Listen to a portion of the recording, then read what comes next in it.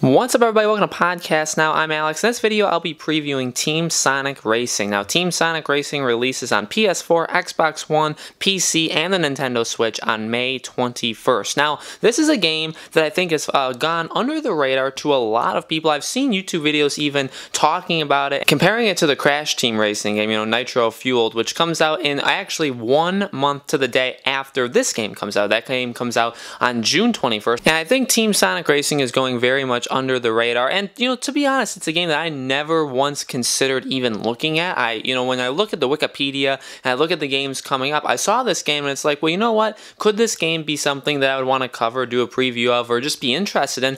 And watching it, I like it. I like what I've seen. I honestly didn't feel like I would, because again, a lot of the stuff that I was reading about it, a lot of the videos I was seeing talking about it, were very much in negativity towards it. Okay, I was talking about how it's not gonna, be anything big, how Crash is just going to destroy it. And here's the thing, I kind of agree with that last part. I'm very, very pumped for Crash. Okay, I'm very, very excited for that game. I think that is going to be like the racing game of the year. I guess in a year that racing games, there kind of will be a good amount of them. You can kind of compare them all when they're done to Mario Kart, I think the king of the team racing games, but I'm really, really excited for Crash, and I never really gave Team Sonic Racing a chance until I watched a lot of gameplay and videos about this game, and I'm honestly a little bit impressed. Now, there's some things that kind of worry me. I think that the character choice, only 15 characters, isn't the most that we've ever seen in a racing game. 21 maps, that's actually quite a good amount of maps, but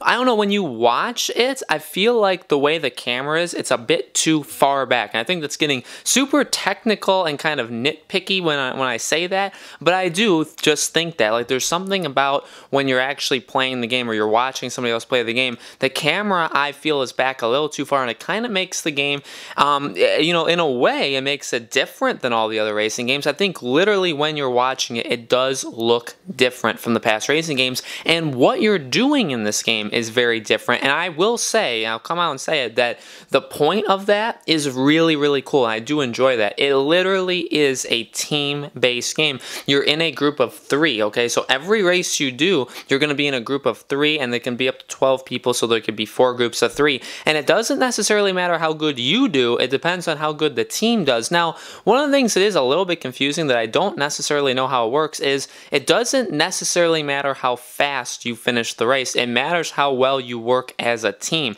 There's like the actual jumps you can do, and you can do like the special moves when you're jumping. That actually comes into the actual race. So I think you're given kind of a score, and it matters of your overall performance. It matters how well you do with a team. One thing I really do like is the items in this game. You can use them or you can give them to your teammates. Now, I do like that. I like the emphasis on literally the team-based way of playing this game. I like that it's based on not just you, but your entire team. I think in the end, it kind of depends on what kind of game you're looking for. When I'm playing a racing game, like a Mario Kart or even like a Crash, I am kind of looking for a game like that. I think Team Sonic, I'm not necessarily looking to prop up my team or play with a team. And I don't know, I feel like they're just kind of going off of a property that, obviously Sonic is huge, okay? It's going to have the movie this year. Sonic as a game is a massive, massive franchise, but it's gone through so many ups and downs. And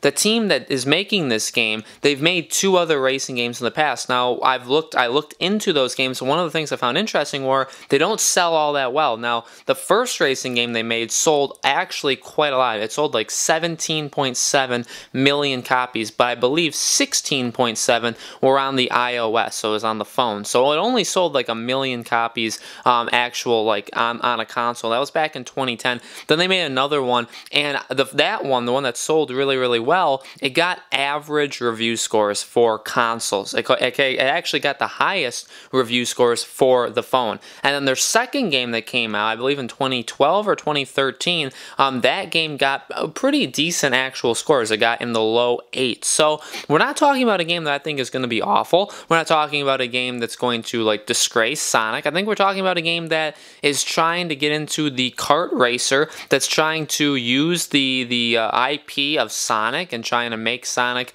big with the racing genre. And they've done it before, okay? Because this is not the first Sonic racing game. But I'm just going to be interested to see how this actually does. It's coming out in May. It comes out a week after Rage 2. There's really nothing else in May besides these two games. I think there's a lot of remasters or ports coming to the Nintendo Switch, but there's not really any new games, not until we get to June with the Crash Racing game and with Super Mario Maker 2. So it's going to be able to sell, I think, if people want it. And I do like the price point. All these racing games, Crash is doing it too, they're both $40. So, you know, if they were coming out more than just a month apart, if they were coming out like back-to-back weeks, I think it'd be pretty interesting to see which one does better. I think Crash will still end up doing better. But, hey, the fact that this is on all the consoles is a good thing. The fact that they're trying something different, and the fact that it does look different yet familiar, but in a similar way, also just a little bit weird. This is not a game I foresee myself buying or ever playing or ever really